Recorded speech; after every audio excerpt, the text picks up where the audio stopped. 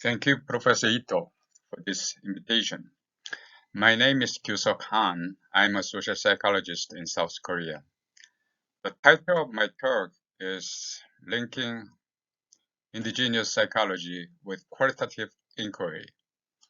I'll explain the need for this link with the topic of worldview, relevant to the topic of the power of land in our roundtable topic. Later, I will talk briefly about a new modality of relating self with others, including nature, to appreciate the value of this linking effort.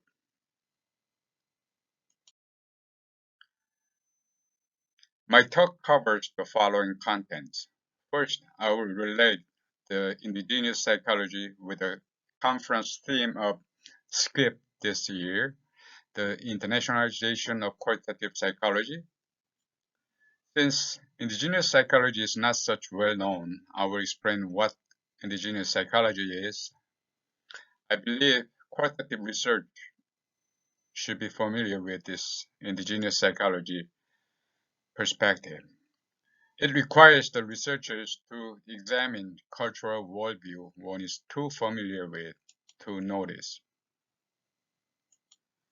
2 years ago, a Korean movie director, Bong Joon-ho, who directed the Academy Award-winning movie Parasite, told in his winning talk, a Golden Globe Award, that we can meet many diverse movies once we jump off the 1-inch thick word screen. The language written in the word screen is most likely English. What Director Bong says is that be aware of the language button blocking the outside world. Every language contains its own cultural worldview. Cultural worldview is the perspective of the world, how people see the world and interpret the affairs among the constituents. The dominant worldview in psychology is individualism, as we all know well. Indigenous psychology is a perspective and movement to understand the people and their psychology with the local worldview. To show the value of taking indigenous perspective, I will sketch a new modality of relating the self and the world, which is derived from the Korean worldview. I believe understanding this modality is critical also for the issue of sustainable Earth. This year, the main theme of this SCIP conference is internationalization of qualitative psychology.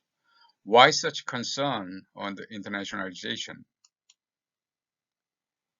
In a provocative paper titled The Neglected 95% in 2008,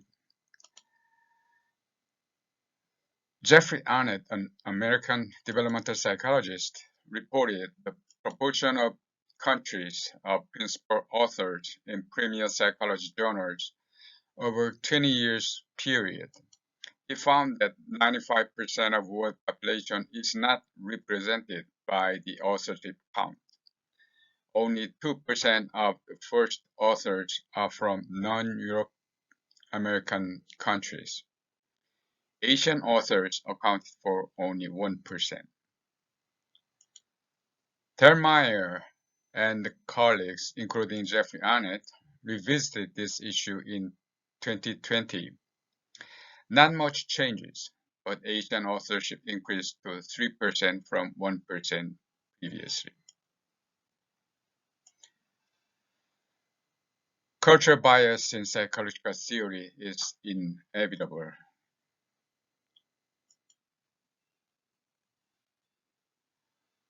What are the ways to deal with the cultural bias? Is conducting research in multinational field sites a proper way? In fact, these days we see more and more increasing number of multinational research. In such research, researchers use translated scales, which are mostly developed by Euro-American psychologists. The problem is that simple translation is transporting Euro-American based theories and assumptions to other cultures, because Euro-American worldview is implied in psychological theories and models. This worldview we all know is individualism. Researchers in cross-cultural psychology agree that it is the core, weird, Western, educated, industrialized, rich, democratic acronym, people's mentality.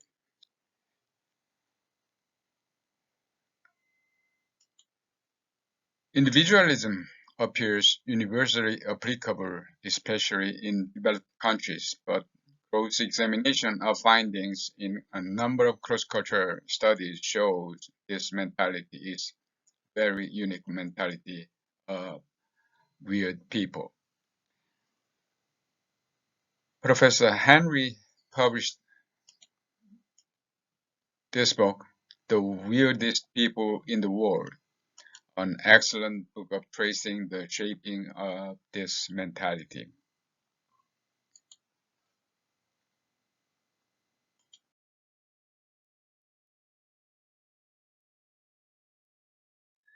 Now, what is the indigenous psychology? Indigenous psychology started with the inadequacy of applying the modern psychology to understand local people in the Philippines. Dr.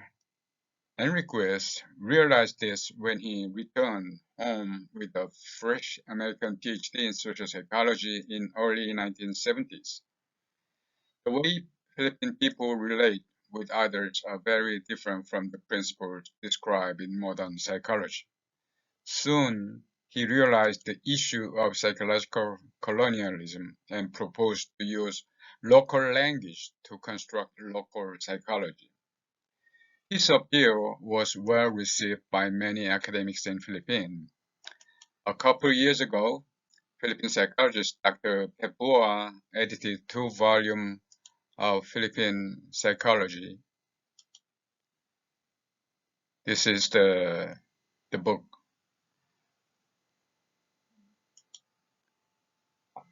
Indigenous psychology is systematic study of human behavior and mind that is native, not transported from other regions, and that is designed for its local people,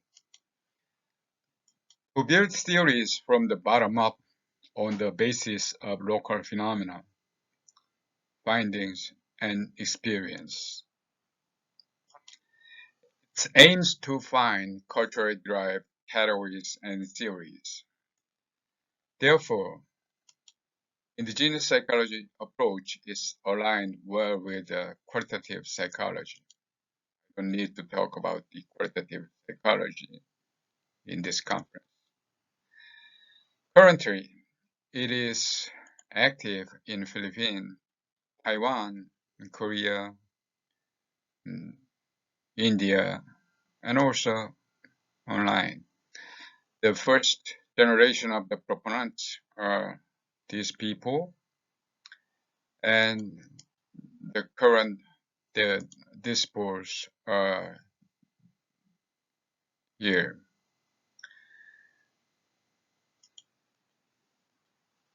This spreads now to First Nations in Canada, United States, and Australia.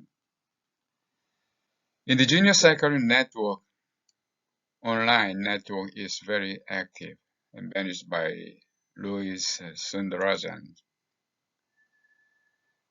Although indigenous psychology is study of local, it has the potential for universal psychology. In a sense, we can say modern psychology is Euro-American indigenous psychology.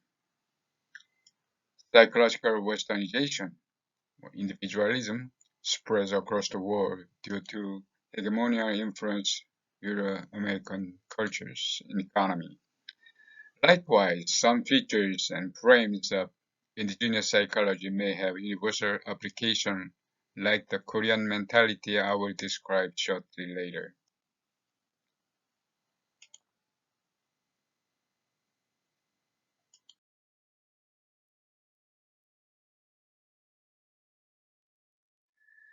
To illustrate the point of linking the indigenous psychology to the current project of Power of the Land, I got this old map of Seoul 600 years ago.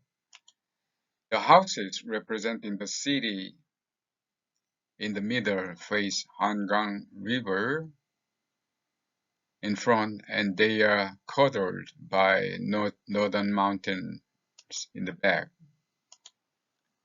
This is the current photo of Seoul. You can see the mountains in the back. The river is not visible due to buildings.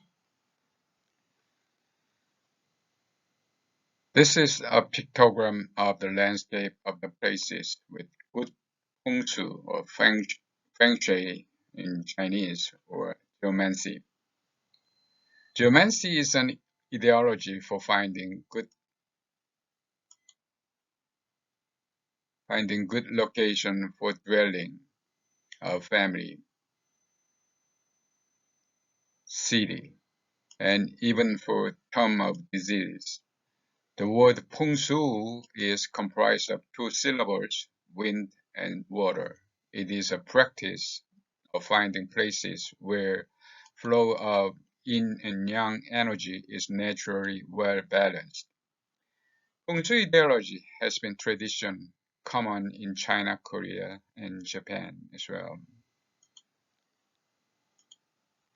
Korean Feng Shui ideologies views humanity and nature are not separable. It is one ecosystem constituting the whole together. It regards human beings as an integral part of nature. Heaven and earth human represent the whole world. Nature is an extension of humanity, not as an object of manipulation. A collapse or damage or dislocation in the landscapes, the whole ecosystem, may cause disaster to the people because it disrupts the balance of yin-yang energy flow. Korean Feng Shui views the world as a system of togetherness, where each part is integral to the whole. From this worldview of togetherness, we can derive a new distinctive modality of relating the part and the whole. This modality had been long tradition in many parts of the world until modernization swept the countries.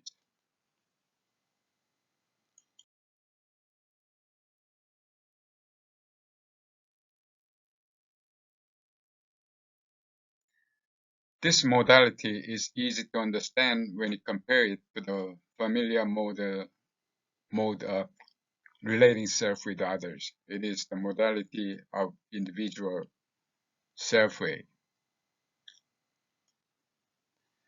The self is an independent, autonomous member interacting with others in a collective. The self relates with others for its own motivation and desire. The self includes bodily self and in-group members. The self is a closed system to outgroups. I and my colleague call this the modality of individual self-way. This modality is very familiar to psychologists. Virtues in this modality is like this. Perhaps Donald Trump exemplifies the life of this modality of individual self-way.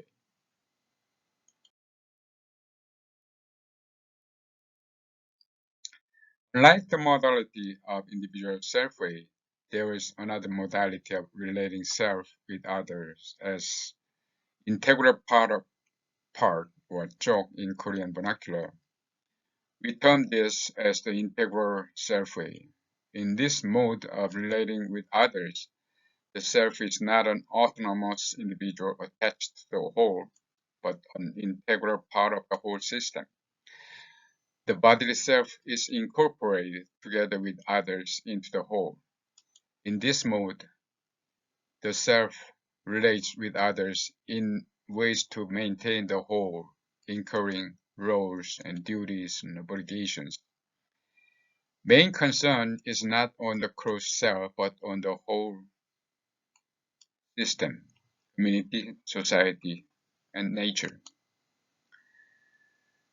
The members take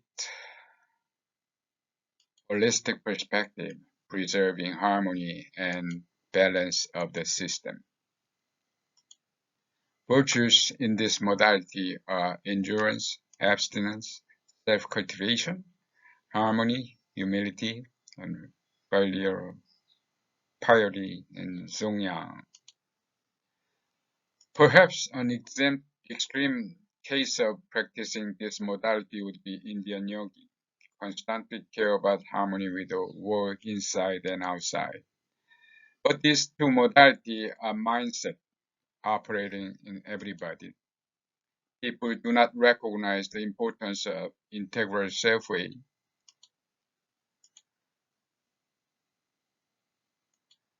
For example, when you face grand-scale nature like this, we feel humble and appreciate we are part of the nature and act to preserve the nature. This kind of mentality discloses the modality of integral self-way. But because of the dominance of individual self-way, its significance is not noticed.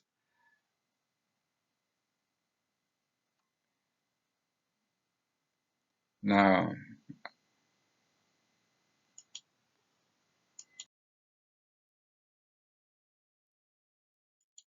summary, there are 2 points.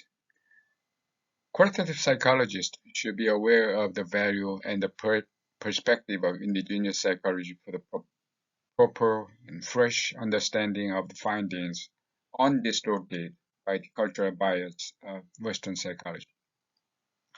As a fresh perspective, to understand relational modality of self with others, Korean worldview suggests the integral self-way, where the self is not an autonomous individual, but an integral part of the whole. This perspective, a new modality, has been with us a long time, but ignored.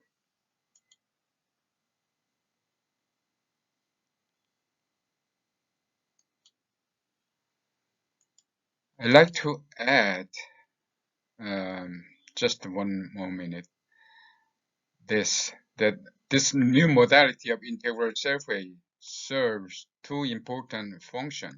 First, it provides a grand frame of integrating many separate topics such as collectivism, individualism, self-expansion, self-transcendence, humility, compassion, pro-social behaviors, morality, and moral development, and ecological self, etc. Second, it serves as a self-scheme for solving the eco-crisis we are facing now. It is because the eco-crisis is caused by the overly inflated individual self. Thank you very much for your attention.